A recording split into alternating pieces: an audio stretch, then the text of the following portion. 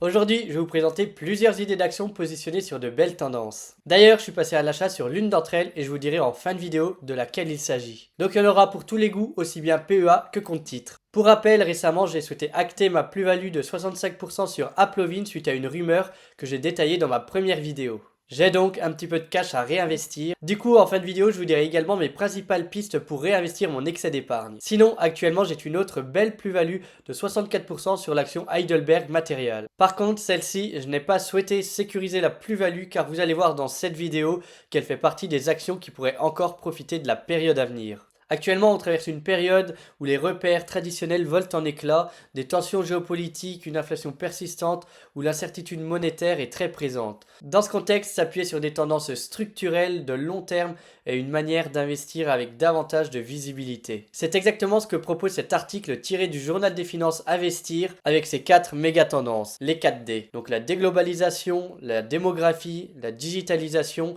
la décarbonisation et un petit bonus stratégique afin de se positionner sur le plan de relance allemand. Et pour chacune de ces tendances, je vais vous présenter une action concrète. Commençons par la déglobalisation. C'est une tendance qu'on connaît depuis plusieurs années mais qui s'accélère fortement. Les grandes puissances cherchent à rapatrier leur production, sécuriser leur chaîne d'approvisionnement et surtout se protéger dans un monde devenu plus conflictuel.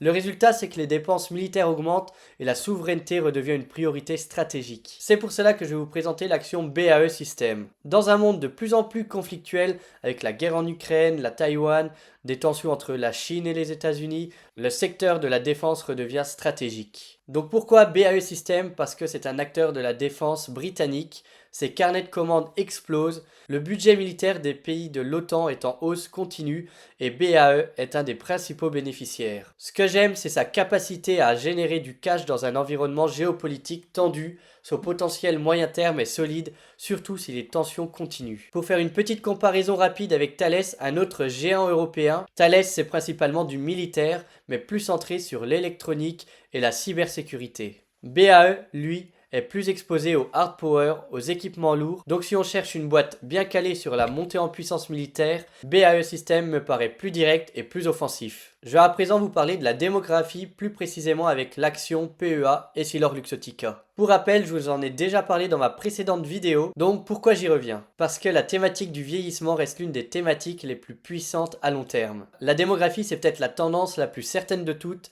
D'ici 2050, près d'un quart de la population mondiale aura plus de 60 ans. Cela touche directement les secteurs de la santé, des services à la personne, de l'optique, mais aussi des infrastructures et des assurances.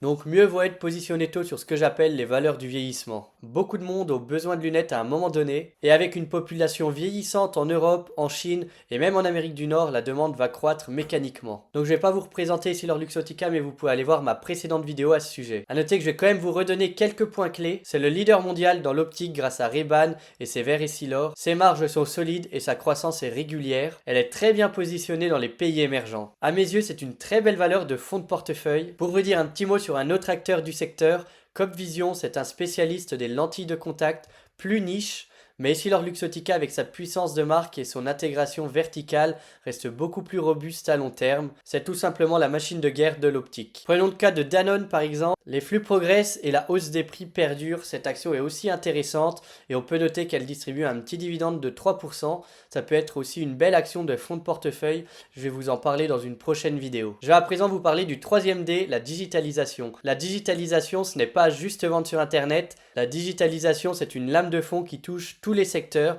de l'industrie à la finance, en passant par la santé et l'éducation. Le cloud, l'IA générative, ce sont les nouvelles infrastructures de l'économie. Et les géants capables de capter et traiter cette donnée vont prendre une longueur d'avance sur le reste du marché. C'est le cloud, l'IA, la logistique ultra optimisée. Et Amazon coche toutes ces cases. Pourquoi je vais vous présenter Amazon? AWS, sa branche cloud, est un pilier de rentabilité. L'entreprise est redevenue également très attractive avec une marge qui remonte. Et à noter que l'intelligence artificielle va encore plus booster les services du cloud. On peut constater qu'elle a déjà repris 30% cette année, mais le potentiel reste énorme avec l'automatisation des entrepôts et la maîtrise technologique. En face, on a Microsoft avec Azure dans le cloud. C'est vrai, Microsoft cartonne aussi avec l'IA. Je vous ai déjà parlé de Microsoft dans ma vidéo du 19 juin. Amazon avait perdu 30% par rapport à ses plus hauts de février 2025. Depuis, l'action est très bien remontée. Et en ce qui est des analystes, L'objectif de cours haut est de 305 dollars, ce qui fait quand même une potentielle plus-value de 36% par rapport au cours actuel. Je vais à présent vous parler de la décarbonisation avec Schneider Electric. La transition énergétique,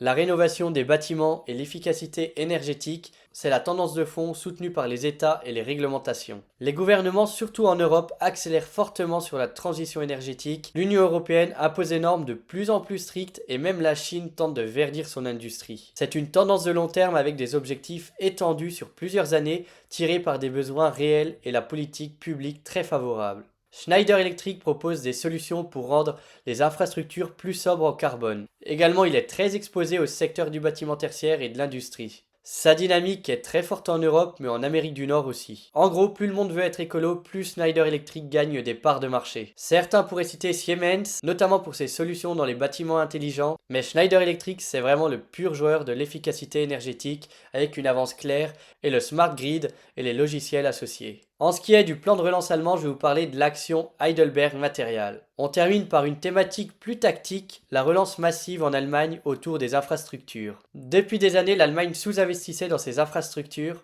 mais face au ralentissement économique, au besoin de moderniser ses routes, ses ponts, ses réseaux ferroviaires, Berlin change de cap. Résultat, un plan de relance massif de 500 milliards d'euros d'ici 2027 a été mis sur pied. C'est une opportunité rare dans un pays habituellement très rigoureux budgétairement. Donc pourquoi je conserve Heidelberg Material avec une plus-value latente de 64%? Parce que pour moi, le plan de relance allemand de 500 milliards d'ici 2027 va booster les besoins en ciment, en béton et les besoins en matériaux. Heidelberg, c'est un des leaders européens dans ce secteur, et il va bénéficier à fond de cette politique budgétaire. Il conserve une valorisation encore raisonnable avec un PER estimé aux alentours des 15 fois pour 2025. On pourrait regarder Holcim, c'est un autre mastodonte des matériaux de construction, mais Heidelberg est davantage exposé au marché allemand, pile dans la cible du plan de relance allemand. C'est ce qui fait pour moi la différence à court moyen terme. Pour conclure, comment je vois les choses sur ces 5 actions que je viens de vous présenter, elles permettent de couvrir 5 méga tendances porteuses tout en gardant un bon équilibre entre valeurs défensives avec Essilor et BAE, valeur de croissance avec Amazon et Schneider Electric et opportunités plus tactiques avec Heidelberg Material. Pour revenir à mon achat que j'ai effectué, j'ai donc ouvert une première petite position sur BAE System mercredi et j'ai gardé également un petit peu de cash pour renforcer ma position en plusieurs fois si le titre était amené à baisser. Je regarde également attentivement Schneider Electric, je pense ouvrir une première position vers les 220 € car c'est une action que j'adore. Et concernant les autres actions que je vous ai citées dans cette vidéo, je ne compte pas prendre de position pour le moment. Même si ce sont de superbes actions à mon sens, je trouve le cours de bourse actuellement trop élevé et je préfère donc me concentrer sur BAE System et Schneider Electric pour le moment. Bien sûr, si de grosses baisses venaient à subvenir sur ces titres, je passerai sûrement à l'action. Dites-moi en commentaire laquelle de ces actions vous parle le plus. Ce que je viens de vous partager, c'était donc mon opinion. Si vous avez aimé cette vidéo, votre like et votre abonnement m'encourageraient énormément car je viens de créer ma chaîne. Merci et bon investissement.